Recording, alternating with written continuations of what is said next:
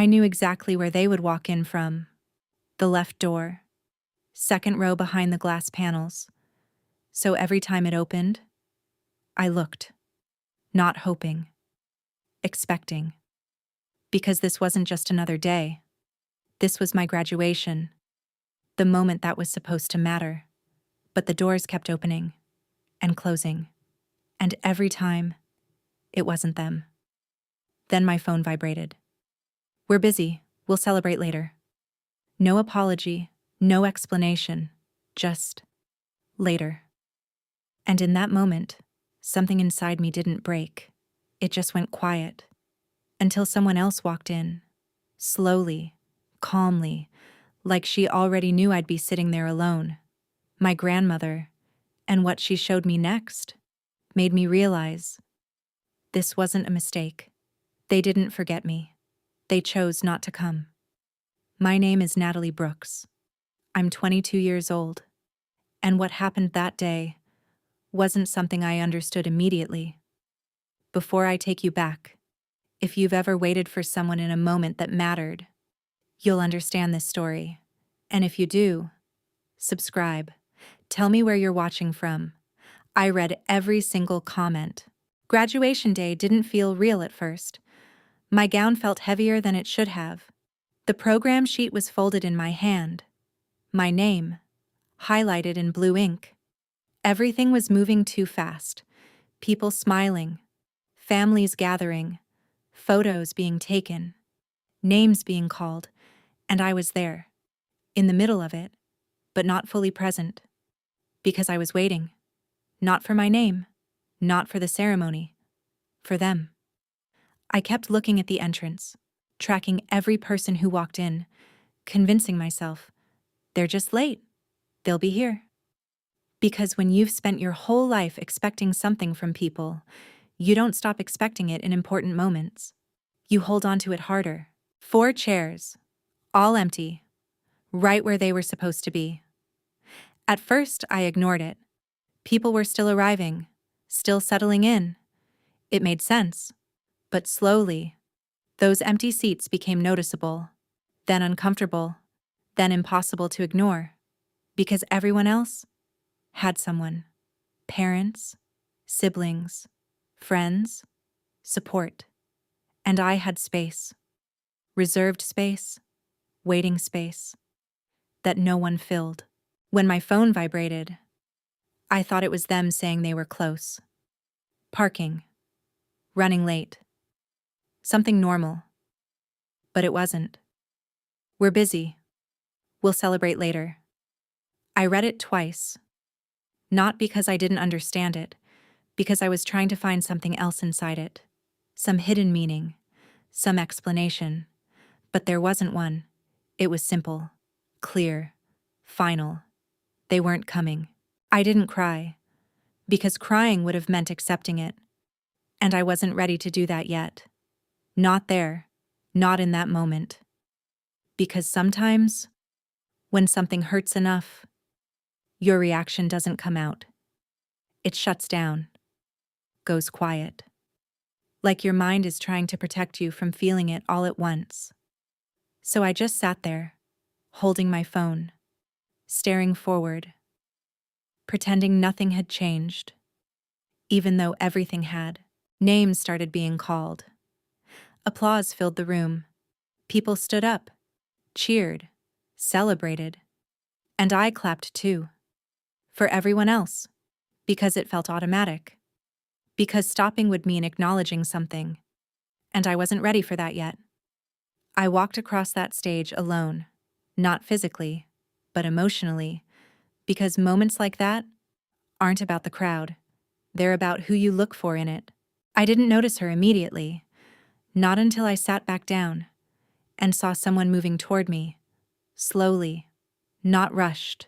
Not confused. Certain. My grandmother. She didn't look around. She looked straight at me. She sat beside me quietly. Didn't ask questions. Didn't make a scene. Just placed her hand over mine. I looked at her. Confused. Because I hadn't told anyone. Not yet. But she didn't look surprised. didn't look like she had just found out. She looked prepared, like she had expected this. And that realization hit differently, because if she knew, then this wasn't sudden. After that, everything felt different.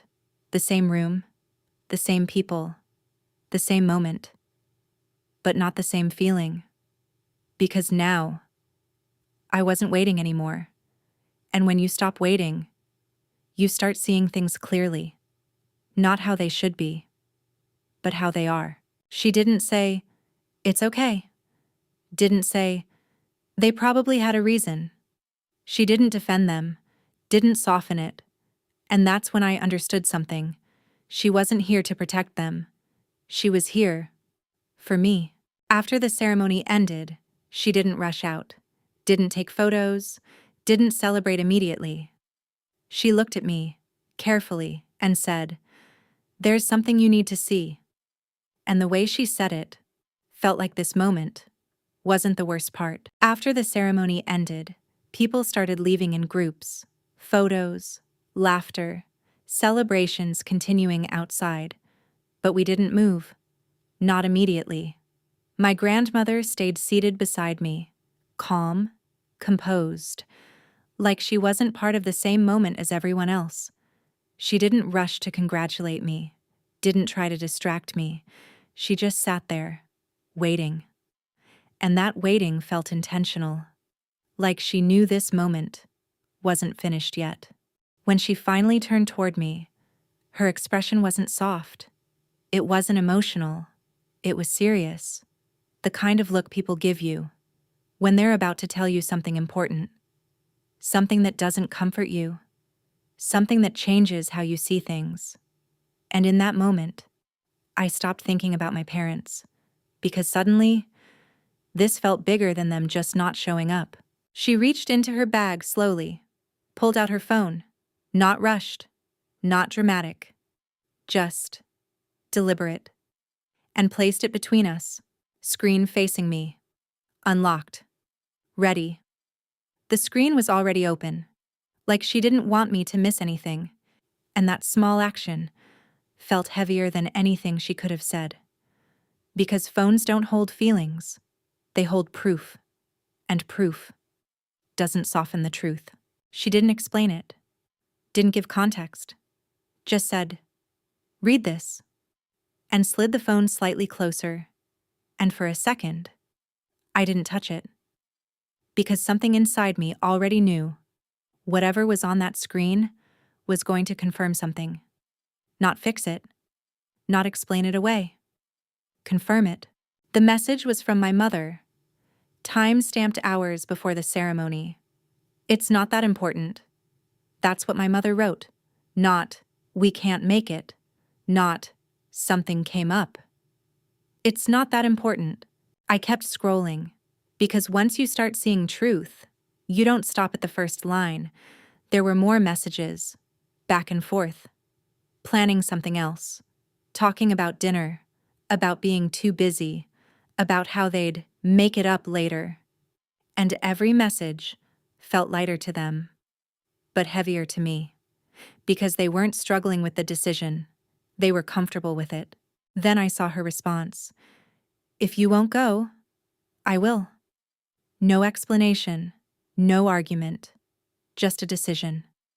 And suddenly, her being there made sense. Not as support, as a choice. She didn't accidentally show up. She chose to. When they didn't, I didn't say anything after that. Not immediately, because there was nothing left to question. No confusion, no misunderstanding. Everything was clear, and clarity doesn't always feel loud. Sometimes it feels like silence, heavy, still, final. Then she said something quietly. They knew. Not just that it was happening, but what it meant, how important it was, how much it mattered, and they still chose not to come. And that sentence landed differently, because missing something accidentally is one thing. Knowing and still not showing up is something else. And that's when everything settled. Not emotionally, mentally. This wasn't poor timing. This wasn't bad planning. This wasn't something that just happened. This was a decision, a deliberate one. And the hardest part? They didn't think it mattered enough to reconsider it. If you've ever realized someone didn't forget you, they just didn't choose you. You understand this moment? Tell me in the comments, what would you have done next? I read every single comment. After I finished reading the messages, my grandmother didn't take the phone back immediately. She let it stay there, between us, like she wanted me to sit with it, fully, not rush past it, not minimize it, not explain it away. Because sometimes, the hardest part isn't hearing the truth. It's allowing yourself to actually accept it. And she knew that. So she didn't interrupt the silence. She didn't fill it. She respected it. After a few minutes, she finally spoke. Not softly, not emotionally, but with quiet certainty. "We're not done yet." And I looked at her, confused for a second, because in my mind, the day was already over. The moment had already passed. But she shook her head slightly, like she was correcting that thought. Because for her, this wasn't the end of something. It was the beginning of something else. She didn't take me home, didn't suggest rest, didn't suggest forgetting about it. Instead, she drove, calmly, without explaining where we were going, and I didn't ask, because something about her presence felt steady, grounded, like wherever we were going was intentional, not random, not emotional, planned. When we reached her house, something felt different immediately, not unfamiliar, but prepared. The lights were already on, the table was set. There were small details. That didn't happen by accident, and I noticed them slowly. Because when you're used to things being overlooked, you notice effort, even when it's quiet. When I stepped inside, I stopped.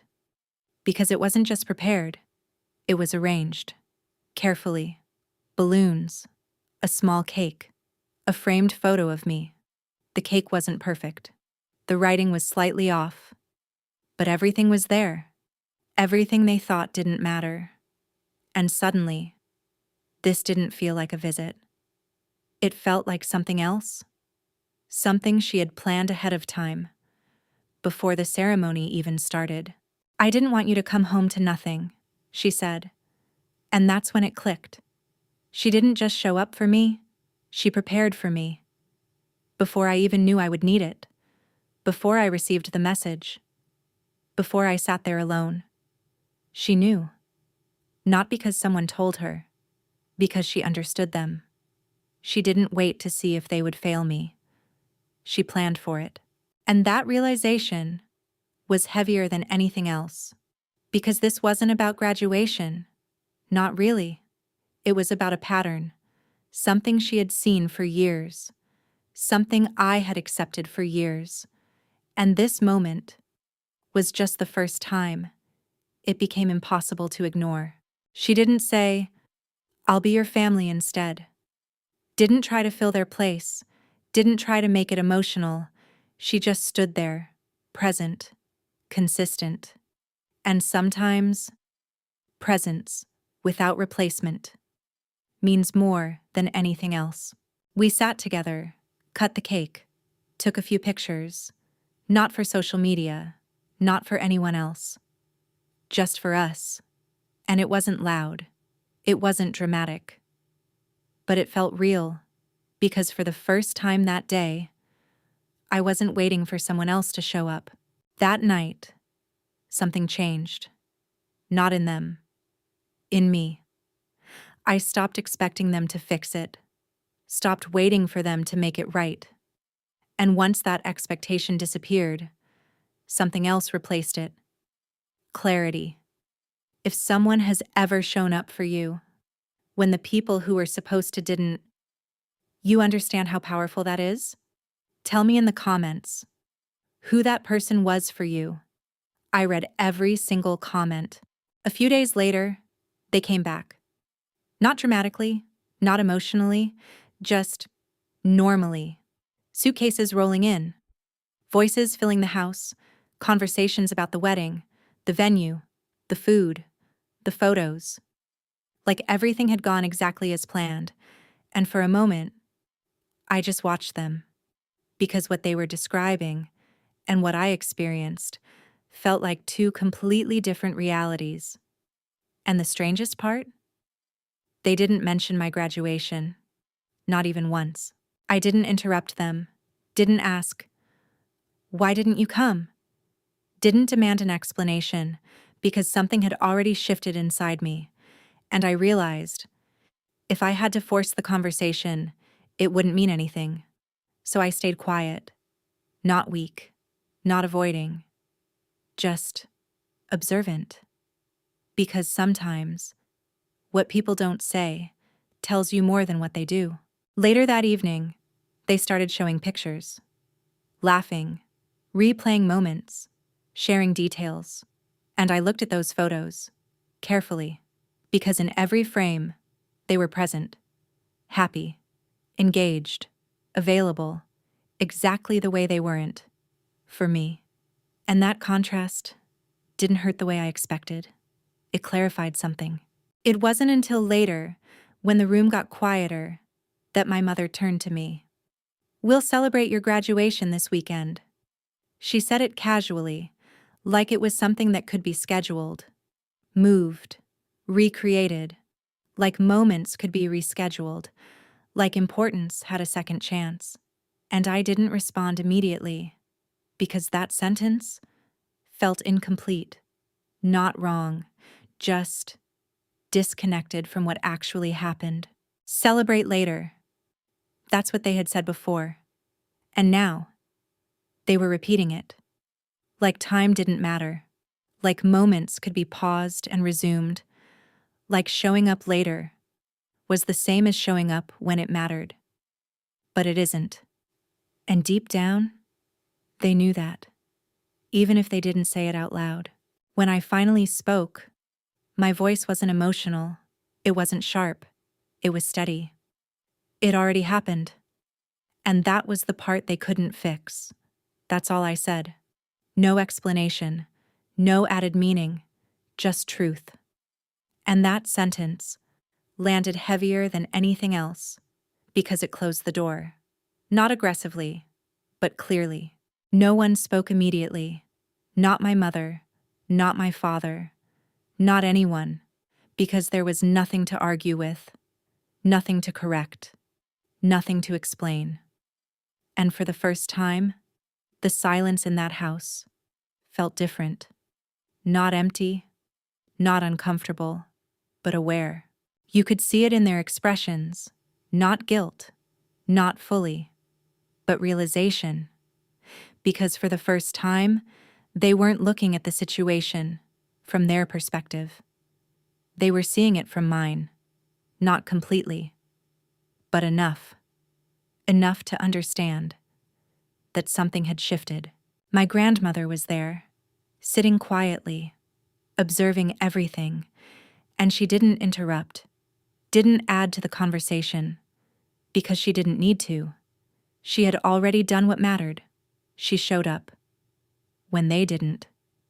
And sometimes, that's all that needs to be said. That night, I realized something simple. I wasn't waiting anymore. Not for their approval, not for their presence, not for them to show up in moments that mattered. Because once you accept what someone is willing to give you, you stop expecting more. And that acceptance changes everything. After that conversation, the house didn't feel the same. Not because anything had changed physically. Everything was still there. The same furniture, the same walls, the same routines. But something inside it had shifted. Because now, I wasn't moving through it the same way. I wasn't adjusting myself to fit into their expectations. I wasn't waiting for conversations to include me. I wasn't checking if I mattered in the moment. I already had that answer. And once you know something like that clearly, the space around you starts to feel different. Over the next few days, I noticed something subtle. They were more careful. Not dramatically, not obviously, but in small ways. The way they spoke, the way they asked things, the way they included me in conversations. And it wasn't fake. It wasn't forced. It was awareness. The kind that comes after realization, after something has already happened, after it's too late to fix it, but not too late to understand it. And I accepted that, without resentment, without anger, because I wasn't expecting it to fix anything. That day, my graduation was already over. That moment had passed, and nothing they did now could recreate it, because moments don't repeat. They don't pause. They don't wait. They happen once, and either someone is there or they're not. My grandmother didn't bring it up again, not directly. She didn't remind them, didn't point anything out. She just stayed consistent, the same way she always had been, present, steady, aware. And every time I looked at her, I understood something deeper. She didn't just support me that day, she respected the moment. And that's what made the difference. Before all of this, I used to explain everything. Why something mattered, why something hurt, why something should have been different. But now, I didn't feel the need to, because the right people don't need explanations, and the ones who do aren't always ready to hear them anyway. So I stopped explaining, and in that silence, I found something I didn't expect. Peace. I still lived in the same house, saw the same people, had the same routines, but the distance was different now. It wasn't about space, it was about expectation, because I wasn't expecting them to show up in the same way anymore, and that removed something. Pressure, disappointment, waiting, all of it, gone. A few days later, my father said something quietly. We should have been there. Late, but real. Not loud, not emotional, just honest. And I nodded. Not because I needed to hear it, but because I understood something. Sometimes, people only realize the weight of a moment after it's gone. I didn't hold on to anger, didn't replay the moment again and again, because holding on to something like that keeps you in it. And I didn't want to stay there. That day didn't define me. It revealed something. And once it was clear, there was no reason to carry it forward. The biggest change wasn't in them. It was in me. I stopped measuring my worth based on who showed up, stopped expecting validation in moments that mattered, stopped tying importance to their presence. Because my life, my milestones, my moments didn't need approval to matter. And in the end, they didn't miss my graduation by accident. They missed it because they didn't think it mattered. And I stopped waiting. The moment I realized, someone else already knew it did. If this story stayed with you, share it with someone who needs to hear this. And tell me in the comments, have you ever waited for someone who never showed up? I read every single comment, and there's another story waiting for you on your screen. I'll see you there.